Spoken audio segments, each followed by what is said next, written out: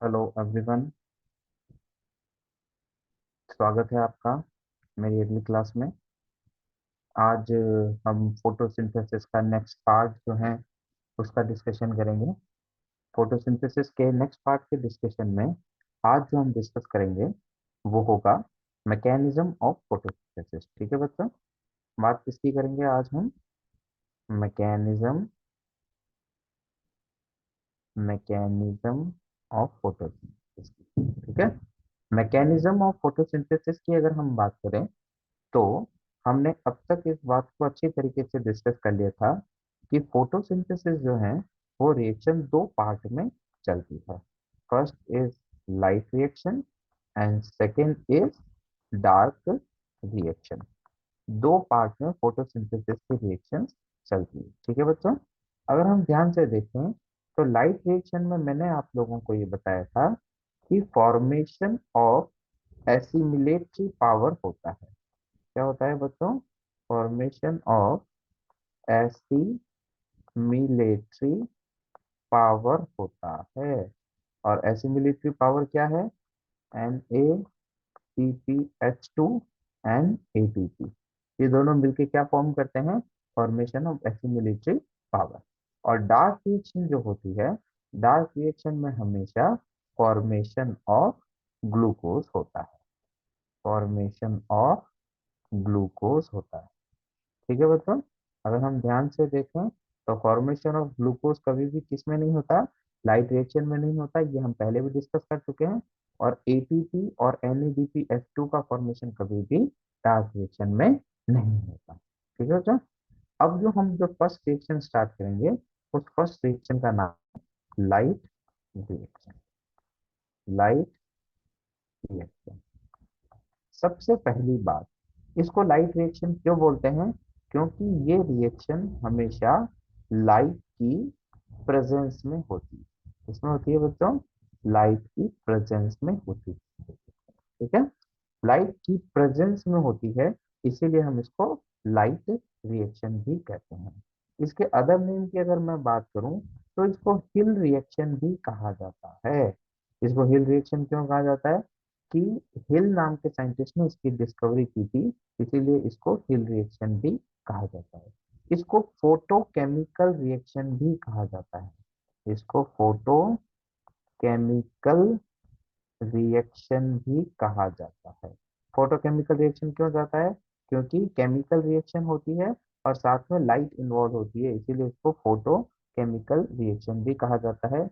इसको photo phase भी कहा जाता है क्योंकि इसके अंदर लाइट इस्तेमाल होती है। जैसे वो डार्क फेज है वैसे ही ये फोटो फेज है। ठीक है, और दूसरा, इसी को जनरेशन ऑफ एसिमिलेटरी पावर भी कहा जाता है। Generation of assimilatory assimilatory power phase भी कहा जाता है। ठीक है बच्चों, generation of assimilatory power phase भी कहा जाता है। तो ये generation of assimilatory power phase जो है, इसके अंदर आपका NADPH2 एंड ATP का फॉर्मेशन होता है। ठीक है बच्चों, अब मैं आपको एक बहुत बेसिक चीज बताता हूँ। ठीक है बच्चों, अब एक कॉन्सेप्ट की बात करते हैं। आपको याद होगा, मैंने आपको बोला था कि chlorophyll chlorophyll and carotenes are universal pigment. याद आया आपको? Carotene and are universal pigment. ठीक है, इसको यूनिवर्सल पिगमेंट कहा जाता है। क्यों कहा जाता है, यहाँ पे अपन एक कॉन्सेप्ट देखेंगे। ठीक है, अभी जो क्लोरोफिल का जो मॉलिक्यूल होता है, क्लोरोफिल का जो मॉलिक्यूल होता है ना, उस क्लोरोफिल के मॉलिक्यूल के आसपास छोटे छोटे मॉलिक्यूल पाए जाते हैं दूसरे, जिनको एसेसरी पिगमेंट्स भी कहा जाता है। इनको क्या कहा जाता है? एसेसरी पिगमेंट्स भी कहा जाता है, या मैं इनको कैरोटीन भी कह सकता हूँ। अब क्या होगा, अगर आपकी सनलाइट सीधी इस क्लोरोफिल के मॉलिक्यूल के ऊपर गिरेगी तो ये क्लोरोफिल का मॉलिक्यूल क्या हो जाएगा, डिस्ट्रॉय हो जाएगा, है ना। किससे हो जाएगा डिस्ट्रॉय, किस रिएक्शन से, ऑक्सीडेशन से डिस्ट्रॉय हो जाएगा। तो इसके ऑक्सीडेशन से डिस्ट्रॉय होने को प्रिवेंट करने के लिए ये जो एसेसरी पिगमेंट्स होते हैं, ये एसेसरी पिगमेंट्स क्या होते हैं, ये एसेसरी पिगमेंट्स जो होते हैं ये इस क्लोरोफिल के मॉलिक्यूल के चारों तरफ होते हैं। तो हमारी जितनी लाइट गिरती है वो लाइट सबसे पहले इन एसेसरी पिगमेंट्स पर गिरती है, और एसेसरी पिगमेंट के बीच में से ट्रेवल करती हुई ये लाइट जिस तरह से सी होती है, छलनी होती है, उसी तरीके से इस लाइट को छान छान कर इस लाइट को सेगमेंट्स में, छोटे छोटे पार्ट में क्लोरोफिल के मॉलिक्यूल तक पहुंचाया जाता है। ठीक है, जिससे क्लोरोफिल मॉलिक्यूल का जो ऑक्सीडेशन है, जिससे क्लोरोफिल मॉलिक्यूल का जो ऑक्सीडेशन है, इसके ऑक्सीडेशन को क्या किया जा सके बच्चों, प्रिवेंट किया जा सके, इसके ऑक्सीजन ऑक्सीडेशन को रोका जा सके। तो इस फिनोमिना को इसीलिए क्लोरोफिल, जहां जहां क्लोरोफिल पाया जाएगा उस सब जगहों पर ये छोटे छोटे पिगमेंट्स उसके चारों तरफ पाए जाएंगे, और ये छोटे छोटे पिगमेंट्स जो हैं ये अपने आप के ऊपर लाइट को ऑब्जॉर्व करके क्लोरोफिल के ऑक्सीडेशन को प्रिवेंट करने का काम करेंगे। ठीक है, तो यहाँ पे दो फिनोमिना होते हैं। फर्स्ट फिनोमिना कहलाता है ट्रांसफर बिटवीन कैरोटीन मॉलिक्यूल्स, और एक फिनोमिना कहलाता है transfer of light between carotene molecules and chlorophyll molecules. दो तरह के, एक तो कैरोटीन मॉलिक्यूल्स के बीच में जो ये लाइट ट्रेवल करती है, इस फिनोमिना को कहा जाता है रेजोनेंस ट्रांसफर। क्या कहा जाता है बच्चों, इसको कहा जाता है रेजोनेंस ट्रांसफर कहा जाता है। और जब ये लाइट इन मॉलिक्यूल से क्लोरोफिल के बीच में ट्रेवल करती है तो इसको कहा जाता है इंडक्टिव रेजोनेंस।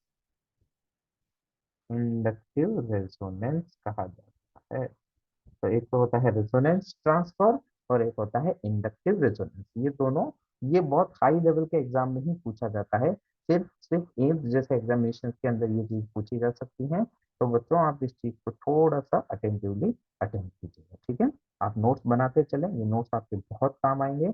आपके एंड लास्ट टाइम में रिवीजन के लिए ये बहुत इंपॉर्टेंट टूल आपके लिए साबित होंगे। ठीक है, अब मैं बात करूं लाइट रिएक्शन की। तो जो लाइट रिएक्शन है वो लाइट रिएक्शन भी दो पार्ट में चलती है। First is non cyclic photo phosphorylation, और एक होती है साइक्लिक फोटो फॉस्फोराइलेशन। ये दो तरह की स्कीम इसके अंदर चलती है। एक होती है साइक्लिक फोटो फॉस्फोराइलेशन, एक होती है नॉन साइक्लिक फोटो फॉस्फोराइलेशन। दो तरह की स्कीम्स इसके अंदर चलती है। ठीक है, अब मैं चाहता हूं कि आप बायोलॉजी को ना कॉन्सेप्ट बना के पढ़ें और आप याद करें। ठीक है, अब मैं इस वर्ड की सर्जरी करूंगा, उसको बोलेंगे फोटो फॉस्फोराइलेशन। इस वर्ड को आप तोड़ोगे तो ये वर्ड दो पार्ट में टूटता है। एक तो होता है फोटो और एक होता है फॉस्फोराइलेशन, दो पार्ट में टूटता है। ठीक है, फोटो का मतलब होता है लाइट, और फॉस्फोराइलेशन का मतलब होता है formation of ATP, formation of ATP. ठीक है, तो फॉर्मेशन ऑफ एटीपी अगर लाइट की हेल्प से हो तो उस फिनोमिना को फोटो फॉस्फोराइलेशन कहा जाता है। ठीक है बच्चों, अगर लाइट फॉर्मेशन ऑफ एटीपी अगर लाइट की प्रेजेंस में हो तो उसको फोटो फॉस्फोराइलेशन कहा जाता है। ठीक है बच्चों, तो हमने यहाँ पे जो बात की वो क्या बात की कि फोटो फॉस्फोराइलेशन जो है उसके दो कॉन्सेप्ट होते हैं। First is non cyclic photo phosphorylation and second is cyclic photophosphorylation. ठीक है, cyclic and non cyclic photophosphorylation, इस तरह की बात हमने की। तो जो नॉन साइक्लिक फोटोफॉस्फोराइलेशन है ना, और जो साइक्लिक फोटोफॉस्फोराइलेशन है, इन दोनों में क्या डिफरेंस है? ठीक है, तो सबसे पहला जो कॉन्सेप्ट हम पढ़ेंगे वो हम पढ़ेंगे non cyclic photophosphorylation, non cyclic photophosphorylation.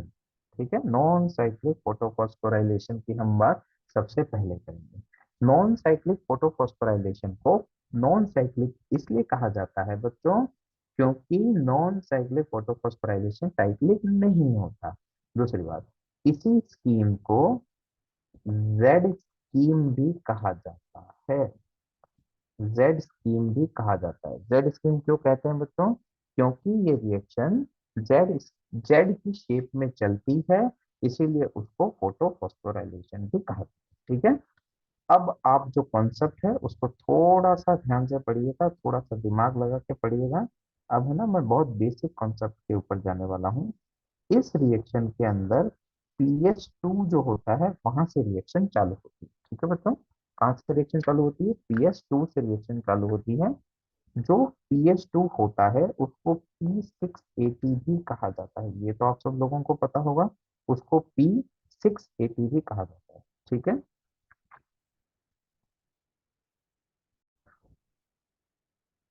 ठीक है बच्चों, कि हम जो चालू करेंगे वो चालू करेंगे पीएच2 से।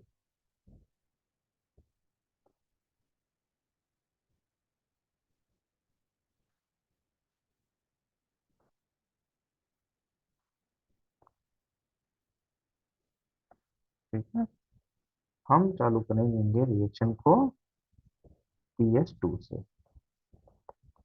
पीएच2 से हमने रिएक्शन को स्टार्ट किया। सॉरी, हम्म, पीएच2 से हमने रिएक्शन को स्टार्ट किया। ठीक है, P680 या पीएच2 से हमारी रिएक्शन स्टार्ट होती है। सबसे पहले इसके ऊपर आपके जो पिगमेंट मॉलिक्यूल जो होते हैं, छोटे छोटे पिगमेंट मॉलिक्यूल इसके चारों तरफ होते हैं। तो वही कॉन्सेप्ट जो है, वही कॉन्सेप्ट यहाँ पे अप्लाई होता है कि आपकी लाइट सबसे पहले इन छोटे छोटे पिगमेंट्स के ऊपर गिरती है, और इन छोटे छोटे पिगमेंट के बीच में से ट्रांसफर होती हुई ये यहाँ पहुंचती है और पीएच2 के ऊपर गिरती है। तो जब ये लाइट पीएच2 के ऊपर गिरती है, तो ये लाइट सबसे पहले एक इलेक्ट्रॉन को बाहर निकालती है। यहाँ से एक इलेक्ट्रॉन बाहर निकलता है, इसका ऑक्सीडेशन होता है, और यहाँ से एक इलेक्ट्रॉन बाहर निकलता है। ठीक है, पहले ऐसा कहा जाता था कि ये इलेक्ट्रॉन डायरेक्ट प्लास्टोक्यूनोन के साथ पास पहुंचता है। ये पहले ऐसा कहा जाता था कि ये इलेक्ट्रॉन डायरेक्ट प्लास्टोक्यूनोन के पास पहुंचता था, पर बाद में रिसर्च के बाद ये पता चला कि ये इलेक्ट्रॉन प्लास्टोक्यूनोन के पास पहुंचने से पहले पियोफाइटिन के पास पहुंचता है। पियोफाइटिन के पास पहुंचता है, और पियोफाइटिन फिर एक इलेक्ट्रॉन छोड़ता था जो प्लास्टोक्यूनोन के पास निकलता था। तो ठीक है बच्चों, डायरेक्ट बेसिक, एक बहुत बेसिक कॉन्सेप्ट की बात करें तो पीएस2 के ऊपर जब लाइट गिरेगी तो वो इलेक्ट्रॉन निकालेगा और इसका ऑक्सीडेशन हो जाएगा, इसके ऊपर एक प्लस चार्ज आ जाएगा, और यहाँ से इलेक्ट्रॉन पियोफाइटिन के पास चला जाएगा, पियोफाइटिन के ऊपर नेगेटिव चार्ज आ जाएगा। फिर वापस पियोफाइटिन से जब इलेक्ट्रॉन निकलेगा तो इसके ऊपर एक प्लस चार्ज आ जाएगा। तो ये प्लस और ये माइनस एक दूसरे को बैलेंस कर देंगे, तो पियोफाइटिन का ना ऑक्सीडेशन होगा ना रिडक्शन होगा। यहाँ से इलेक्ट्रॉन पियोफाइटिन से प्लास्टोक्यूनोन के पास जाता है। प्लास्टोक्यूनोन से ये इलेक्ट्रॉन साइटोक्रोम B6 के पास जाता है। ठीक है बच्चों, साइटोक्रोम B6 के पास। तो वापस एक इलेक्ट्रॉन निकला, और एक यहाँ पे इसने पहले एक इलेक्ट्रॉन लिया, तो इसका रिडक्शन हो गया, और अब वापस एक इलेक्ट्रॉन निकाला तो अब इसका ऑक्सीडेशन हो गया। ठीक है, तो ये ओवरऑल न्यूट्रल स्टेट में रहता है। पर अगर बच्चों हम ध्यान से देखें तो हमारा PS2 जो है वो अभी भी ऑक्सीडाइज स्टेट में है, इसने इलेक्ट्रॉन दिया था, वो इलेक्ट्रॉन इसके पास नहीं पहुंचा है। साइटोक्रोम B6 से ये इलेक्ट्रॉन जाता है साइटोक्रोम F के पास, साइटोक्रोम F के पास। साइटोक्रोम F से ये इलेक्ट्रॉन जाता है प्लास्टोसाइनिन के पास। ठीक है बच्चों, प्लास्टोसाइनिन के पास ये इलेक्ट्रॉन जाता है, और प्लास्टोसाइनिन से ये इलेक्ट्रॉन चला जाता है PS1 के पास चला। PS1 आपको अच्छे से पता होगा, उसको हम P700 कहते हैं। और प्लास्टोसाइनिन से ये इलेक्ट्रॉन PS1 के पास चला जाता है। तो ओवरऑल देखो बच्चों, हमारा इलेक्ट्रॉन यहाँ से PS2 से चला और वो घूम फिर के पहुंच गया PS1 के पास, पर हमारे इसके पास अभी तक कोई इलेक्ट्रॉन वापस नहीं आया है, अभी तक ये ऑक्सीडाइज स्टेट में ही है। तो इस पूरे सर्कल में जब ये इलेक्ट्रॉन चलता है, तब साइटोक्रोम B6 से साइटोक्रोम F के बीच में ये इलेक्ट्रॉन अपनी काइनेटिक एनर्जी से एक एडीपी से एक एटीपी का फॉर्मेशन कर देता है। तो यही हमें चाहिए था, एक एटीपी यहाँ पे हमारा बन चुका है। ठीक है, अब ये जो आपका इलेक्ट्रॉन चला था, ये जो इलेक्ट्रॉन है, ये इलेक्ट्रॉन PS1 के पास पहुंच गया।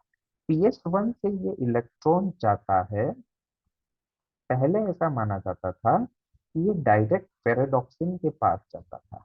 पहले क्या मानते थे बच्चों, ये पेराडॉक्सिन के पास जाता था, पर बाद में रिसर्च से एक बात पता चली कि ये पेराडॉक्सिन रिड्यूसिंग सब्सटेंस के पास जाता है, और पेराडॉक्सिन रिड्यूसिंग सब्सटेंस से ये पेराडॉक्सिन के पास जाता है। ठीक है, इसने भी इलेक्ट्रॉन लिया तो इसके ऊपर पहले नेगेटिव चार्ज आ गया, फिर इसने वापस इलेक्ट्रॉन दे दिया तो इसके ऊपर पॉजिटिव चार्ज आ गया, और ओवरऑल ये सारा का सारा रिएक्शन बैलेंस हो गया। और पेरेडॉक्सिन से ये जो रिएक्शन है, पेरेडॉक्सिन के बाद ये इलेक्ट्रॉन कहाँ जाता है, अब ध्यान से देखिएगा कहाँ जाता है। तो अगर हम ध्यान से देखते हैं तो हमारा इलेक्ट्रॉन PS2 से चला, और चलता चलता हमारा इलेक्ट्रॉन कहाँ पे आ गया, पेरेडॉक्सिन के पास आ गया। तो इस तरह से यहाँ से एक इलेक्ट्रॉन निकलता है। ठीक है, यहाँ से एक इलेक्ट्रॉन निकलता है, और वो फिर धीरे धीरे दो निकलते हैं, फिर धीरे धीरे तीन निकलते हैं, और फिर धीरे धीरे फाइनली जाके टोटल कितने इलेक्ट्रॉन निकल जाते हैं, चार इलेक्ट्रॉन निकल जाते हैं। तो चार इलेक्ट्रॉन जब निकलेंगे तो यहाँ पे टोटल +4 चार्ज आ जाएगा बच्चों। ठीक है, +4 चार्ज तक ये जो रिएक्शन है, इसके अंदर ये हमारा क्लोरोफिल का जो मॉलिक्यूल है, वो +4 चार्ज तक वो उसको बर्दाश्त कर लेगा, पॉजिटिव चार्ज को। ठीक है, +4 चार्ज के बाद हमारा ये जो मॉलिक्यूल है, यहाँ पे इसको बर्दाश्त नहीं कर पाएगा। तो वो बर्दाश्त नहीं कर पाएगा, तो वो क्या करेगा, 4 मॉलिक्यूल ऑफ वाटर को यहाँ से तोड़ेगा।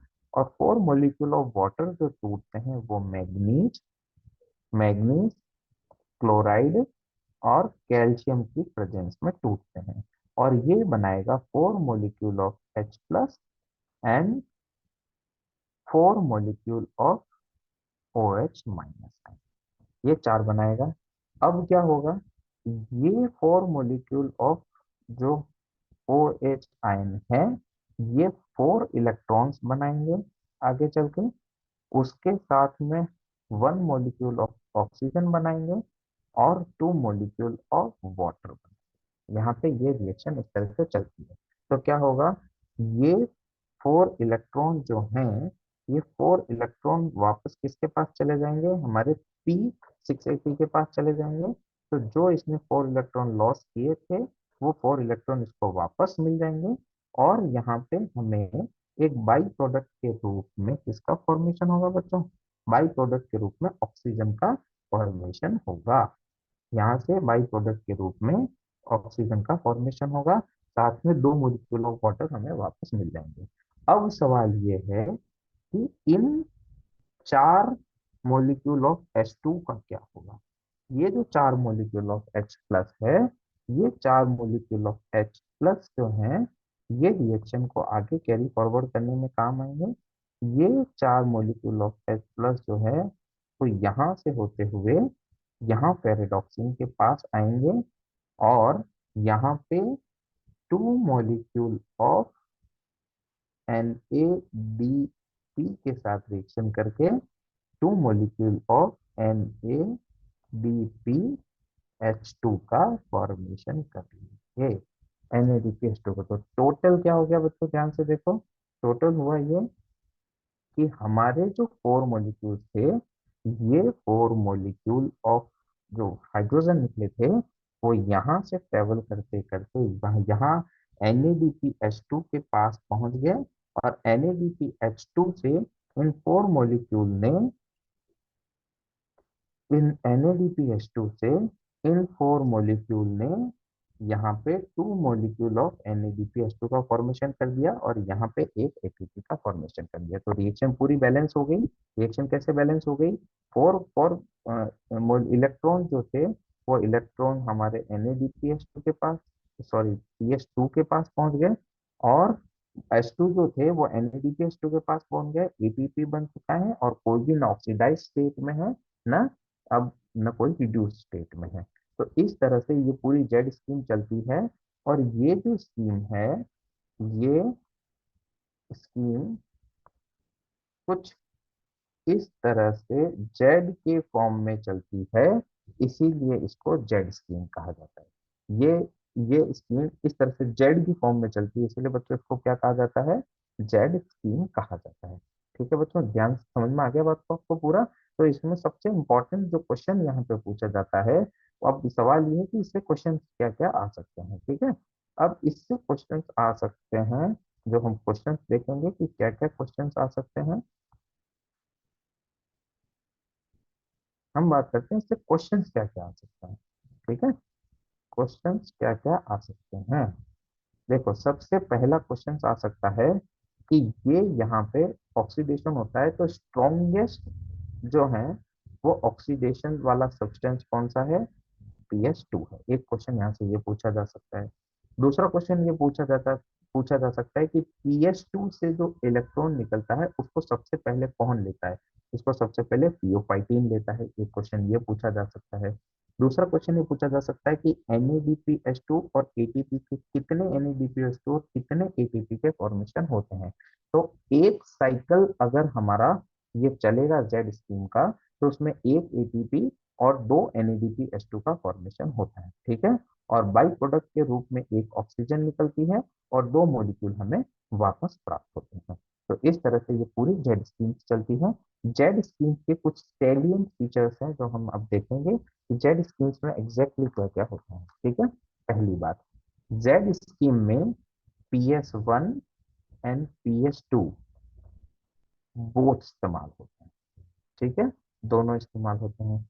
दूसरा पॉइंट, कि जो जेड स्कीम है उसके वन साइकिल में हमें one molecule of ATP and two molecule of NADPH2 का फॉर्मेशन होता है।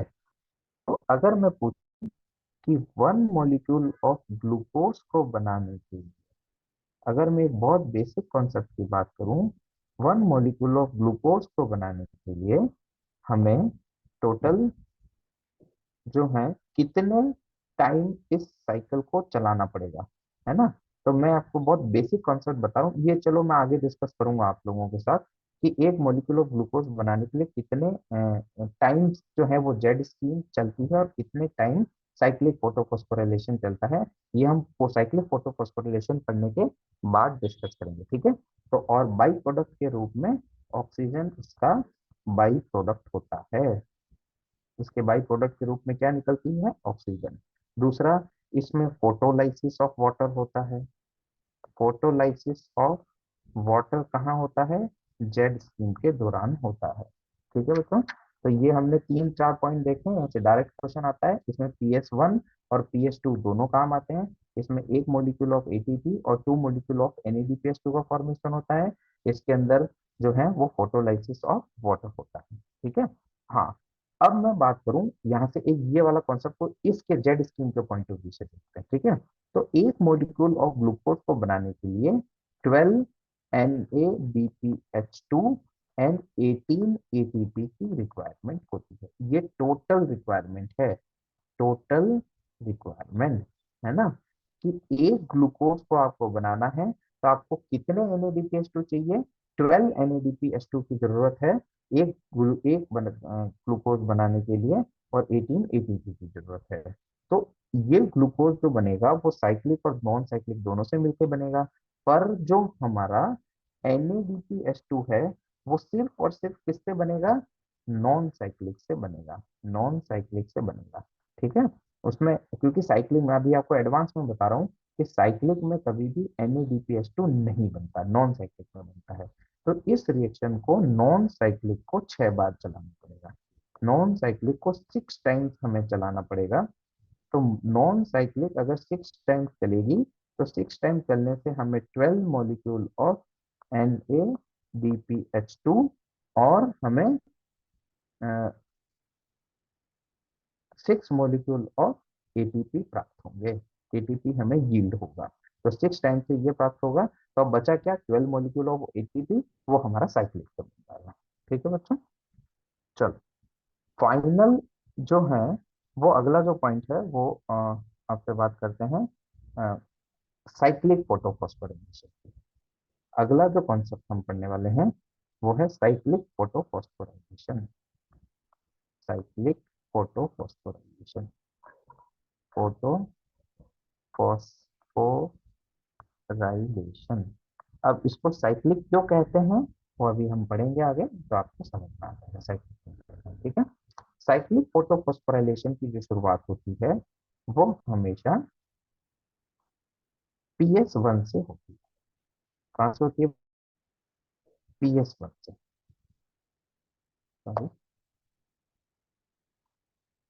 साइक्लिक फोटोफॉस्फोराइलेशन की जो शुरुआत होती है वो PS1 से होती है, PS1 से होती है।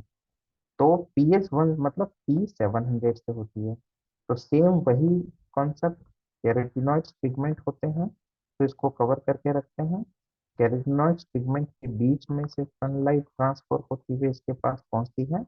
और इससे जो पहला मॉलिक्यूल, पहला जो वो निकलता है, इलेक्ट्रॉन जो निकलता है, वो कौन लेता है बच्चों? पेरिडॉक्सिन लेता है।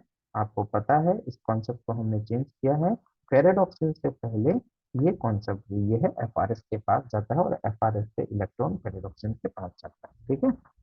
अब इससे आगे के कॉन्सेप्ट की अगर मैं बात करूं तो पेरिडॉक्सिन से ये जो इलेक्ट्रॉन है वो साइटोक्रोम B6 के पास जाता है। और साइटोक्रोम B6 से जो इलेक्ट्रॉन होता है वो साइटोक्रोम F के पास जाता है। और साइटोक्रोम F से ये इलेक्ट्रॉन प्लास्टोसाइनिन के पास जाता है। प्लास्टोसाइनिन ये इलेक्ट्रॉन वापस इसको दे देता है, जिसकी वजह से जो इलेक्ट्रॉन यहाँ से चला था वो वापस घूमता हुआ यहाँ पे पहुंच जाता है। ये जो इलेक्ट्रॉन चला था वो वापस घूमता हुआ इसी के पास पहुंच जाता है। इसीलिए इसको साइक्लिक फोटो फॉस्फोराइलेशन कहा जाता है। दूसरा कॉन्सेप्ट बच्चों, यहाँ पे जो है वो दो जगहों पे एटीपी का फॉर्मेशन होता है।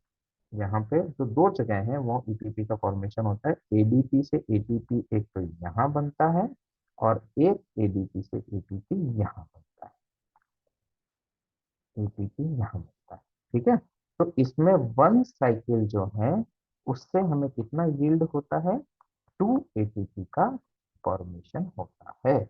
तो अब इसके सेलिएंट फीचर्स की अगर मैं बात करूं तो इसका फर्स्ट सेलिएंट फीचर क्या होगा बच्चों?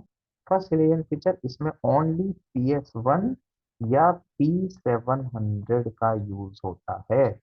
दूसरा सेलिएंट फीचर, इसमें किसी भी PS2 या P680 का इस्तेमाल नहीं होता है। ठीक है बच्चों। तीसरी जो कॉन्सेप्ट है वो तीसरा कॉन्सेप्ट ये है कि इसके अंदर कोई भी फोटोलाइसिस ऑफ वाटर नहीं होता है। जेड स्कीम में फोटोलाइसिस ऑफ वाटर होता था, इसके अंदर कोई भी फोटोलाइसिस ऑफ वाटर नहीं होता है। चौथे कॉन्सेप्ट की अगर मैं बात करूं तो इसके अंदर ऑक्सीजन नहीं निकलती है, क्योंकि उसके अंदर फोटोफॉस्फोराइलेशन होता था तो उसके अंदर ऑक्सीजन निकलती थी, तो इसके अंदर ऑक्सीजन नहीं निकलती है। ठीक है। और पांचवा अगर कॉन्सेप्ट की बात करूं तो इसके वन साइकिल से हमें कितना यील्ड होगा, प्राप्त होगा? 2 ATP का फॉर्मेशन होगा, 2 ATP का। ठीक है। ये इससे इंपॉर्टेंट पॉइंट है। एक और इम्पॉर्टेंट कॉन्सेप्ट मैंने एक और क्वेश्चन कहीं एग्जाम में देखा है, वो देखा है ये कि ये जो प्लास्टोसाइनिन है आपका, ये प्लास्टोसाइनिन जो है ये आइडियली कॉपर कंटेनिंग सब्सटेंस है। इसके अंदर जो एलिमेंट पाया जाता है वो कॉपर कंटेनिंग होता है। ठीक है बच्चों, ये भी एग्जाम में पूछा हुआ क्वेश्चन है कि इसका जो है कोफैक्टर क्या होता है। इसका कोफैक्टर होता है कॉपर कंटेनिंग सब्सटेंस। ठीक है, तो ये सारे कॉन्सेप्ट जो है ये आपको यहाँ पे याद रखना है। यहाँ पे अपन अब वन मॉलिक्यूल ऑफ ग्लूकोज के फॉर्मेशन की बात करते हैं। अगर वन मॉलिक्यूल ऑफ ग्लूकोज को आपको फॉर्म करना है तो आपको टोटल 18 एटीपी एंड 12 NADPH2 चाहिए होंगे। ये रिक्वायरमेंट से आप वन मॉलिक्यूल ऑफ ग्लूकोज को फॉर्म कर सकते हैं। वन मॉलिक्यूल ऑफ ग्लूकोज को फॉर्म कर सकते हैं। ठीक है, 18 एटीपी एंड 12 NADPH2 से। ठीक है, अब ये जो दोनों फॉर्मेशन होगा वो घूम फिर के सिर्फ दो रिएक्शन से होगा, या तो जेड स्कीम से होगा और या फिर साइक्लिक फोटोफॉस्फोराइलेशन से होगा।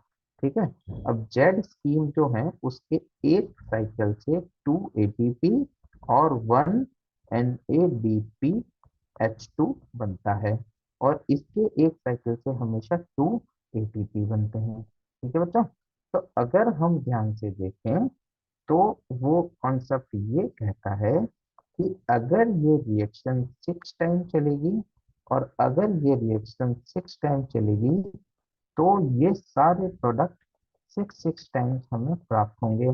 तो इससे प्राप्त होगा हमें 12 molecule of ATP and 12 molecule of NADPH2, और इससे प्राप्त होंगे हमें, सॉरी उल्टा कर दिया मैंने, वेरी सॉरी,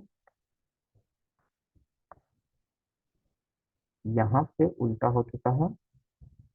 आप इस कॉन्सेप्ट को थोड़ा सा रिवाइज कर लीजिए। इस नेचुरल बच्चों, है ना।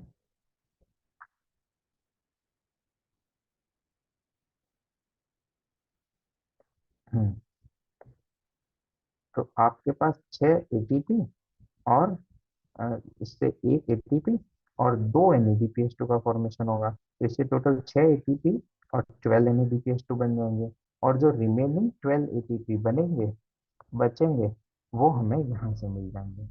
तो इस तरह से टोटल रिएक्शंस, दोनों रिएक्शंस को ऐड करेंगे तो 6 टाइम्स दोनों रिएक्शन को चलाकर हम कितना मॉलिक्यूल ऑफ ग्लूकोज बना सकते हैं बच्चों?